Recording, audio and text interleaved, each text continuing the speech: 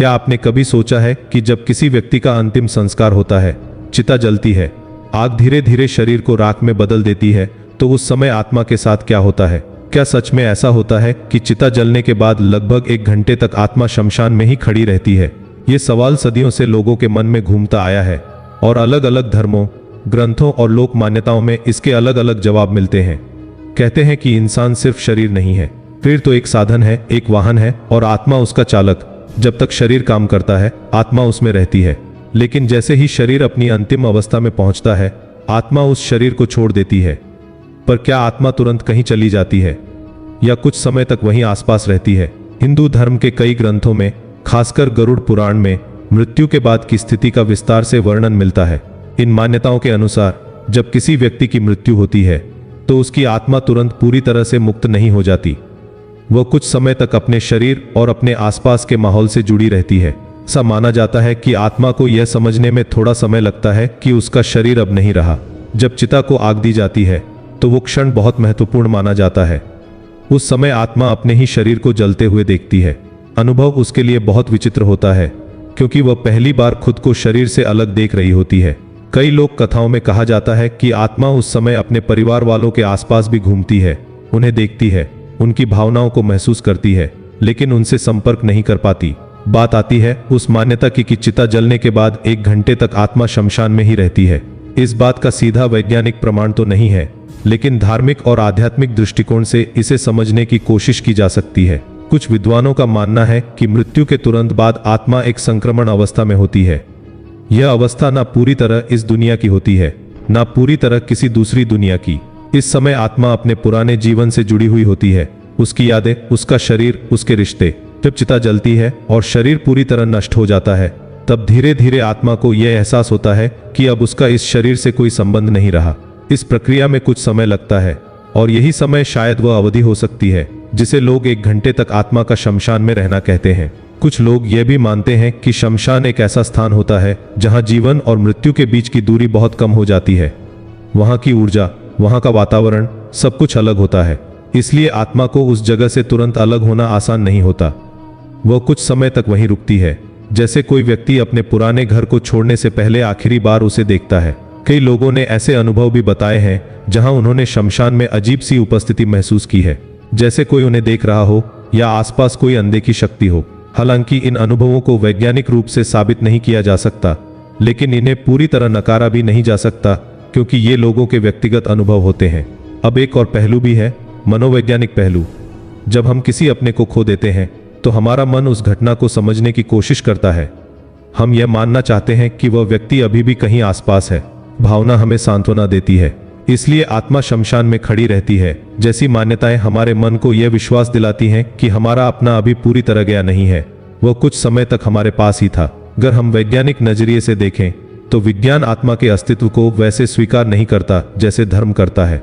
विज्ञान कहता है कि मृत्यु के बाद शरीर की सारी क्रियाएं बंद हो जाती हैं और चेतना भी समाप्त हो जाती है। लेकिन विज्ञान के पास अभी भी कई ऐसे सवालों के जवाब नहीं हैं जो चेतना और आत्मा से जुड़े हैं। इसलिए यह विषय पूरी तरह से खुला हुआ है। धर्म और विज्ञान के बीच यही अंतर है। धर्म अनुभव और आस्था पर आधारित है, जबकि विज्ञान प्रमाण और प्रयोग पर। इसलिए जब हम यह सवाल पूछते हैं कि क्या आत्मा 1 घंटे तक शमशान में रहती है, तो इसका जवाब इस बात पर निर्भर करता है कि आप किस नजरिए से देख रहे हैं। कुछ आध्यात्मिक गुरु कहते हैं कि आत्मा को पूरी तरह से अपने अगले सफर पर जाने में कुछ समय लगता है।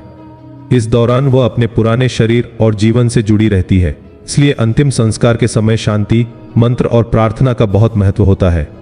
ये सब आत्मा को शांति से आगे बढ़ने में मदद करते हैं। इसी वजह से हमारे यहाँ अंतिम संस्कार के बाद कई तरह की रस्में की जाती हैं, जैसे अस्थि विसर्जन, 13वीं, पिंडदान आदि। इन सब का उद्देश्य आत्मा की शांति और उसके अगले सफर को आसान बनाना होता है। यह मान्यता है कि अगर ये क्रियाएं सही तरीके से की जाएं, तो आत्मा को भटकना नहीं पड़ता। तो क्या सच में आत्मा 1 घंटे तक शमशान में खड़ी रहती है? इसका कोई एक निश्चित जवाब नहीं है। यह एक विश्वास है, एक परंपरा है और एक तरीका है मृत्यु के रहस्य को समझने का। कुछ लोग इसे सच मानते हैं, कुछ इसे सिर्फ एक कहानी समझते हैं। लेकिन एक बात जरूर है, यह विचार हमें जीवन की नश्वरता का एहसास कराता है। जब हम यह सोचते हैं कि एक दिन हमें भी इसी प्रक्रिया से गुजरना है, तो हम अपने जीवन को थोड़ा अलग नजरिए से देखने लगते हैं। हमें समझ आता है कि जो समय हमारे पास है वही सबसे कीमती है। और शायद यही इस तरह की मान्यताओं का असली उद्देश्य भी है, हमें डराना नहीं, बल्कि हमें यह याद दिलाना कि जीवन सीमित है और इसे सही तरीके से जीना ही सबसे बड़ा सच है। कई आध्यात्मिक मान्यताओं के अनुसार जब चिता पूरी तरह जलने लगती है और शरीर धीरे धीरे राख में बदल रहा होता है, तब आत्मा एक अजीब सी स्थिति में होती है, अपने ही जीवन को जैसे एक फिल्म की तरह देखने लगती है। उसे अपने हर कर्म, हर फैसला, हर रिश्ता याद आने लगता है।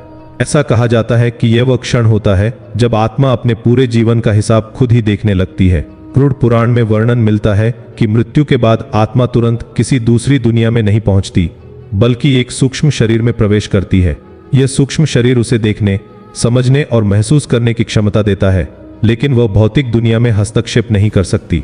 इसी कारण से कई लोगों को ऐसा लगता है कि आत्मा आसपास है लेकिन दिखाई नहीं देती। जब चिता जल रही होती है, तब आत्मा के लिए सबसे कठिन पल वह होता है जब वह अपने शरीर को पूरी तरह खत्म होते हुए देखती है। वह शरीर था जिसके साथ उसने वर्षों तक जीवन जिया, हंसी, रोई, सपने देखे, और अब वही शरीर धीरे धीरे राख बन रहा है। इस स्थिति को समझने और स्वीकार करने में समय लगता है। इसी वजह से कुछ लोग मानते हैं कि आत्मा शमशान में कुछ समय तक रहती है। वह उस जगह को छोड़ने से पहले जैसे आखिरी बार सब कुछ महसूस करती है।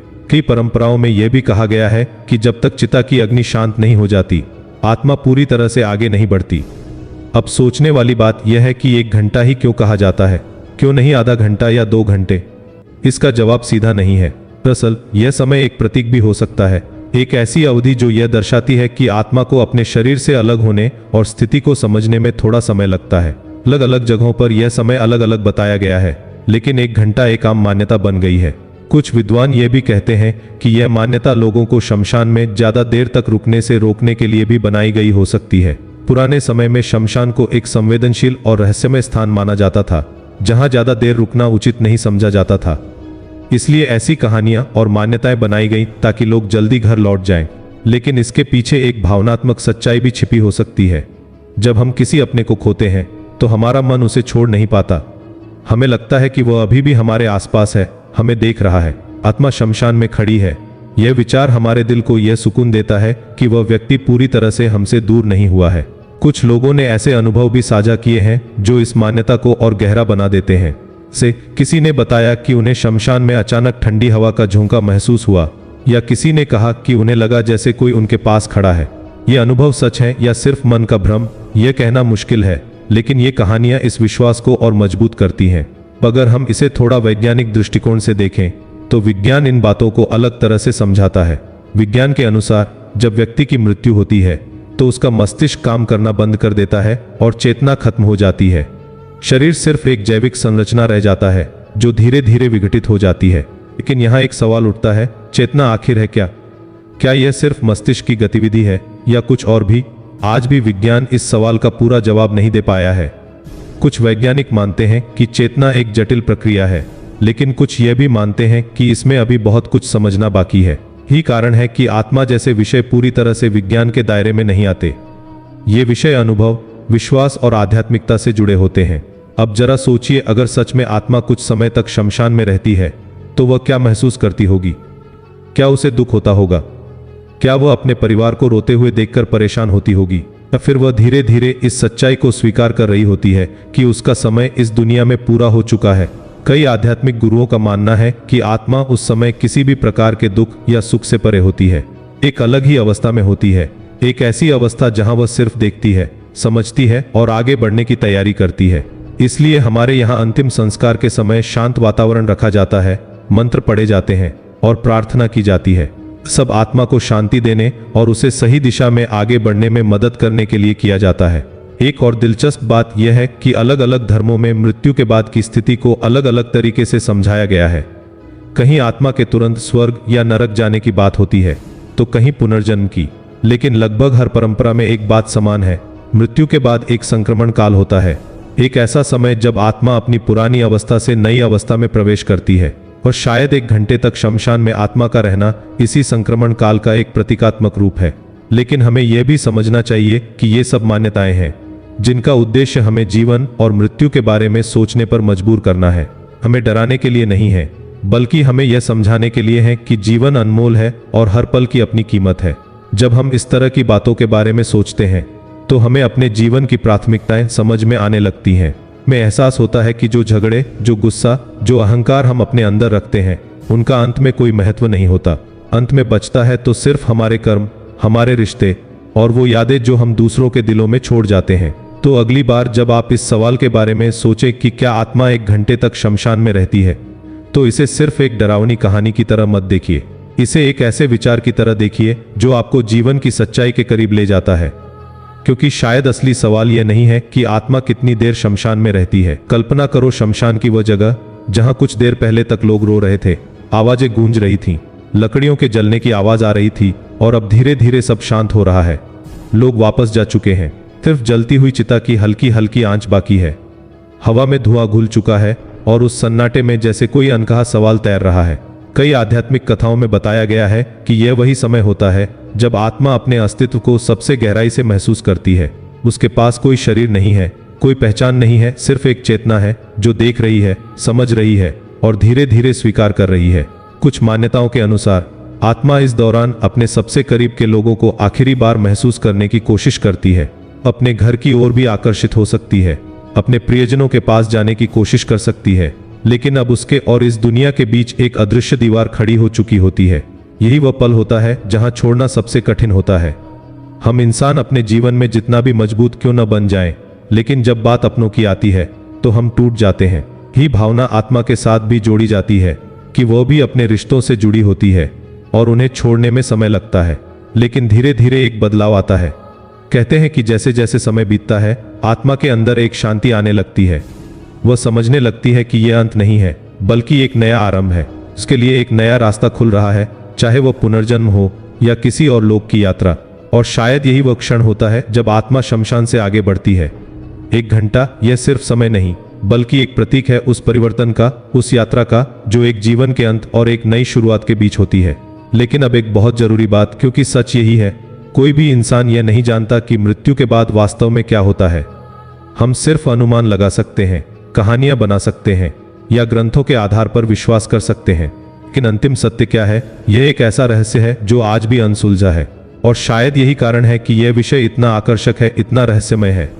लेकिन अगर इस पूरी बात का सार निकाला जाए तो वह बहुत सरल है। तो सवाल यह नहीं होना चाहिए कि आत्मा 1 घंटे तक शमशान में रहती है या नहीं। सवाल यह होना चाहिए कि जब हमारी बारी आएगी तब क्या हम संतुष्ट होंगे? क्या हमने अपने जीवन को सही तरीके से जिया होगा? क्या हमने अपने रिश्तों को निभाया होगा? क्या हमने किसी का दिल दुखाने के बजाय किसी के चेहरे पर मुस्कान लाई होगी? क्योंकि अंत में यही चीजें मायने रखती हैं। न धन साथ जाता है, ना नाम, ना शोहरत। तो अगली बार जब आप इस सवाल को सुने, क्या आत्मा 1 घंटे तक शमशान में खड़ी रहती है, तो मुस्कुराइए और सोचिए। अगर आपको यह वीडियो पसंद आया हो और ऐसी ही रहस्यमयी और ज्ञानवर्धक कहानियां आगे भी देखना चाहते हैं तो चैनल को सब्सक्राइब जरूर करें, वीडियो को लाइक करें और अपने दोस्तों के साथ शेयर करना बिल्कुल न भूलें। आपका एक क्लिक हमारे लिए बहुत मायने रखता है।